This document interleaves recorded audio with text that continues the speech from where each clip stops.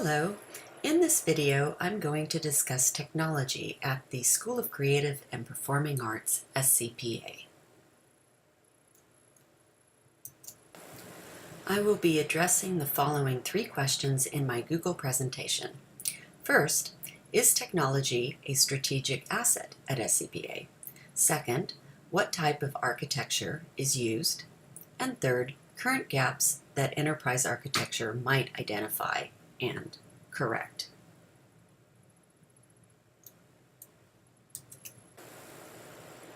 Before we begin, let me start off by giving you a little bit of background about my school site. SCPA, or the School of Creative and Performing Arts, is a college preparatory school, and as you can tell by the photo here, we have a lot of dancers and actors, and we do a lot of musical theater. It's an arts-focused magnet, and it runs from 6th grade through 12th grade, and the mixed grades the grades are mixed basically in terms of their arts electives, and they run for a 7-period day. It also requires an enrollment application, and this application process basically starts at the 9th grade. So students can attend SCPA in the middle school, and then if they decide to stay, they have to show an interest in the arts, and then they can audition in either dance, musical theater, or drama. Not too difficult of an application process, but basically they need to show interest in the school.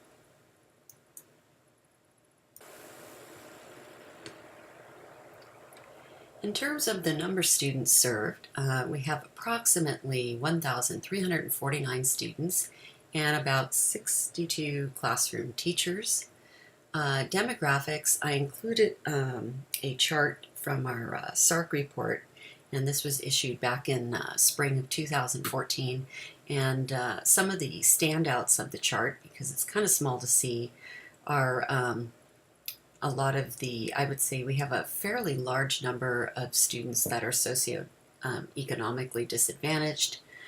We have about 76 English language learners, 203 African Americans, and 512 Hispanic, and then about 296 students are Filipino.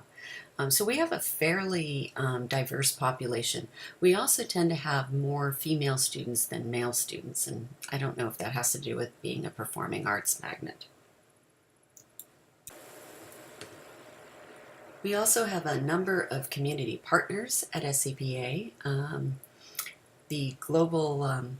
The Old Globe Theater is very active, the La Jolla Playhouse, also the San Diego Opera. I'm not going to list all of them, but I think you kind of get the idea. What we don't have are a lot of technology partners, but we mostly have the arts partners. I think an area that we could maybe have more partnerships would be probably in the area of technology. So in terms of the types of technologies that are currently being used at SCPA, there are 4 different areas that I'm going to be talking about. One includes systems, the next area will be devices, followed by networks, and then followed by applications. In terms of the types of systems, most of these are actually enterprise, or they use enterprise architecture. The first one that I'm going to say a little bit about is PowerSchool. And we recently switched over to PowerSchool in 2013, and this was a major undertaking. For years we had used Zangle, and all of our teachers were trained in Zangle, and switching over to PowerSchool involved all of the teachers attending summer trainings, some of which were done online, some were done at the district, and some I had the happy pleasure of leading in the fall as the program was starting up in fall of 2003. We also have been using Oracle PeopleSoft, and mostly that's been more at the administrative level, but staff also has a few components in that area that they use. This is also an enterprise service. And then for data analysis, we used to use Data Director. and we used that for a number of years. And then just recently, also around 2013 or toward the spring of 2013, we switched over from Data Director to using Elluminate. And currently, I would say half of our staff are fully trained in Elluminate. The other half of the staff are trying to become familiar with Elluminate. And Elluminate can be used for scanning in exams, and then it also enables teachers to gather and collect data on their students. We also use Naviance, which has also been, I don't know, it was rolled out probably in 2012, but we were only using it for to do letters of recommendations for graduate students, and now we're starting to expand its application where, for the first time this year, instead of using like enrollment cards or for students or when they are going to choose and select classes, instead of using these articulation cards, which we used to use, we are now switching over to using Naviance. So all of the staff is trying to, I don't know, get familiar enough with Naviance so we can have our students all logging in and selecting courses. This is not going to happen for another couple weeks, so it ought to be interesting because we're still kind of troubleshooting various issues. An area that our school site is not yet using an enterprise system is for meal tracking. I forget what exact system right now that we are using, but basically the cafeteria has its own system and they use it to track all of the meals, and then we get that data and then we have to enter it. So when I had an interview with our network site technician, he had mentioned that this was a non-enterprise system, and I didn't quite get all the aspects as how that system works. In terms of communications, we're kind of split. We're still using walkie-talkies for a lot of the communication. However, we also have, at least for the last 2 years, had access to Microsoft Lynx, which is a really nice application for, you can message other staff members on campus. You can also do video conferences. Unfortunately, I think right now there are only maybe 15 of us that are actually using it. So this is an area that we, I don't know, probably need to have a little more staff training and expand more. Other than that, most of the communication, I would say, on campus probably takes place via email still, because most of the staff are comfortable with email. So although we are using enterprise services, we're still sort of in the developing phase where we're using parts of them, but not to its full capability. Looking at devices, computers were basically more PC than Mac, but we still have a number of teachers that have their Mac and they bring it into campus to supplement the use of the PC. Mostly tablets. We have a number of student netbooks that are being used. Basically, we are under the I-21 district initiative, which involves this 5 to 6 year rollout plan. The year 1 through 3 teachers basically are all, the first 2 years the teachers had netbooks, and then year 3 teachers received iPads for their students. In year 1 through 3 teachers all are using the PC tablet laptop. The year 4 teachers are still waiting to get their iPads. And then the year 5 the year 5 teachers, and then also the year 1 refresh teachers are going to be getting the Chromebook, or it's like a Lenovo Yoga tablet. And I got to try out a few of these. These are actually kind of cool. And then the year 3 teachers are still using the iPad 2s in their classrooms. So depending on which year the teachers are scheduled for the rollout, they get either the same types of technologies, or originally some of these we got choice. The first 2 years teachers did not get any kind of choice. They basically got the netbooks. For the year 3 teachers, we had a choice between netbooks versus iPads. Majority of teachers at my site chose to get iPads, so then we all ended up going with iPads as a site. Whether or not that was a great decision at the time, now that I'm thinking about it, I think I would have preferred maybe the Yoga tablet, but that wasn't an option at that time. And then we have about 41 classrooms that have networkable printers, and then the i21 Promethean boards, and basically are all wired for i21 devices. In terms of networks, we have a rather robust wireless network. It's the 3G model, and it is, we're pretty much, I would say, fully networked. We have access in the library, we have access in the office, throughout campus, and in fact, the way the district's set up the network, we have access pretty much anywhere in the district. You can log in with your ID and you're able to have access.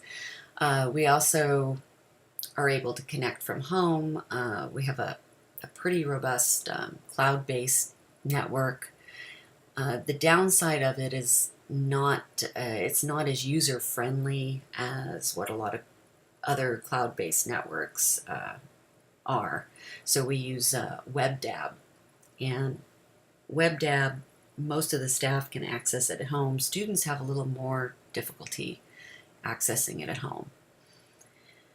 Most of our printers are networked i21 printers, and then we also supplement those with a few laser printers that are not part of the i21 rollout.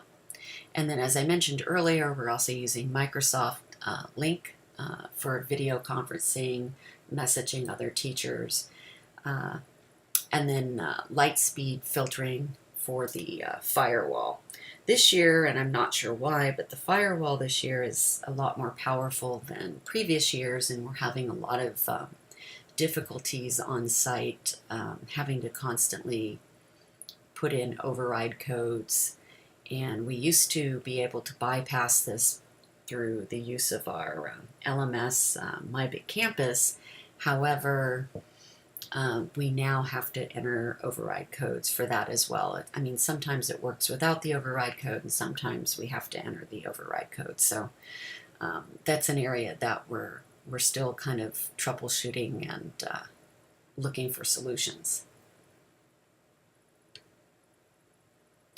In terms of applications and basic software, we use the Microsoft Office Suite, ActiveEngage and ActiveInspire. Some of the, I would say the math teachers tend to use ActiveEngage more so than English and science. Most teachers are using ActiveInspire a lot, and they're creating flip charts, the Promethean board. For the Year 1 and 2 teachers that are using netbooks, they use LandSchool Classroom Management to control the student netbooks. For the Year 3 folks that are using the iPads, they are using the Mobile Device Management, or what's known as the MDM system. And then in terms of learning management systems, we're using kind of a combination of Moodle, either on e-learning or Moodle on LMS, and then we're also using MyBigCampus. And in terms of the learning management systems, this has kind of changed from year to year. So we started off as a campus using Moodle, and then we switched over to Edmodo, and then from there we switched to MyBigCampus. This brings me to my first question, which is technology currently a strategic asset? One would think that after all the wonderful things I mentioned with how many technologies we have that are currently using enterprise architecture, that we would be looking at technology in terms of it being a strategic asset. However, the technology vision and planning are not thoroughly integrated with our single site plan for student achievement, or our SBSA. The SBSA that we're currently using is the 2013 to 2014 SBSA, because we're still waiting for the district to finalize the LCAP, and then we're going to revise our SBSA based on the LCAP. Now, I did go in and do some additional research, and I looked into the LCAP that the county ed office basically has a list of all of the different districts, and then who's using what. And in terms of San Diego Unified, I looked at their LCAP, and it's currently a draft. But when I looked at it, it basically, there's not a lot of integration of technology in terms of using technology to either improve student achievement or to improve school performance. It's basically absent from the district LCAP, or it's extremely limited. I mean, basically, the main areas that I'm noticing is there's an emphasis on teachers learning how to use Naviance, and then there's a strong, emphasis on using data gathering, such as like using Elluminate and learning how to use Elluminate. But outside of that, there's a lot of mention of Common Core, and there's kind of a vague reference to, teachers should, get familiar with websites or reliable websites that they could use in order to assist them with the Common Core. But it's very vaguely defined. So I see a lot of misalignment in terms of the LCAP and the technology piece. And I think that in order to get the site more on board with using the technology in order to improve schools, there has to be more alignment between the LCAP and technology. Otherwise, the schools aren't going to put it in their SBSA, and then it's not going to be given a priority, or it won't be seen as a strategic asset to the school. This brings me to the decision-making process for technology. Basically, because our technology management plan is part of the tiered 5-year district vision for integrating I-21 technologies, the admin team and the network technician and the DTL basically have limited local autonomy. When my interviews basically with the admin team tended to indicate, when I talked with everybody, that they're sort of waiting for the district to do what it's going to do, or they kind of feel in some ways powerless to do anything. So I think one of the things that we definitely need is maybe a little bit more autonomy at the site level, which is currently what we don't really have. Our network technician particularly feels strongly about this, because we'll have issues, and rather than him being able to control it or fix it, he has to wait for the district to fix it. Or if we're having a power school problem, we can't take care of it at the site. We have to then wait for the district. So if there's a delay, then it creates a lot of frustration at the site, and then also the teachers don't feel as comfortable with the technology because things are not working.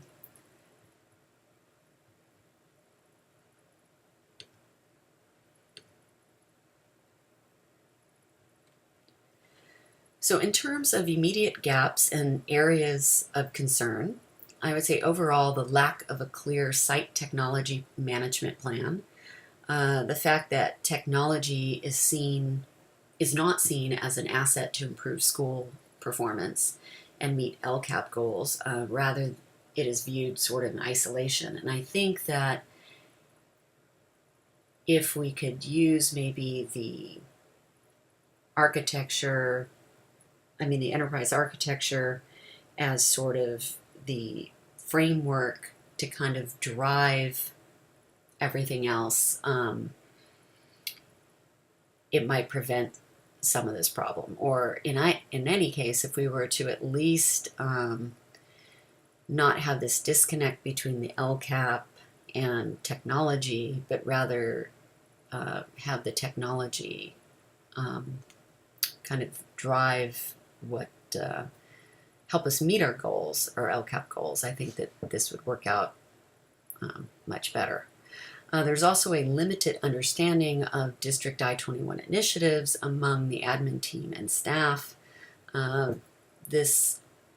When I conducted a survey on with the staff, most of the staff was unaware of they knew about the I-21 initiative, but they didn't know quite how it worked. They didn't really know what the goals were. They didn't know about that we were supposed to be implementing digital citizenship. I mean, there's all kinds of parts to the plan that they just were unaware. There's also, I would say, more need for increased site control over the district enterprise architecture program, or at least clear communication and transparency. I think that if our site technician had a little more control over PowerSchool and didn't have to wait for the district to fix problems that we're having, there would also be a lot more buy-in, and the staff would be very happy about using the program. I mean, a lot of them really want to go back to using Zangle, or they're questioning why we're switching, and they're not quite seeing the usefulness of it. We have worked out a lot of the bugs, so it is getting better than it was like a year ago. Staff training and enterprise services that are being deployed. So, for example, we still need more PowerSchool training. That's starting to go a little bit smoother. We're still having a few problems. Naviance right now has been a big issue. We've had to postpone our articulation because of glitches with Naviance, and we're coming up against some deadlines, so hopefully we'll be able to work those out. In terms of Elluminate, I did a couple workshops on Elluminate for staff, but we still are, most of the staff were pretty comfortable with scanning exams. However, in terms of the data, generating various types of data reports, that's an area that a lot of the staff members still don't feel comfortable. So we have a little ways to go with these. I included here a few references. Some of these were gathered from my initial needs assessment back in December 2014, and this was a huge part of my data collection, so I included all of this in the presentation.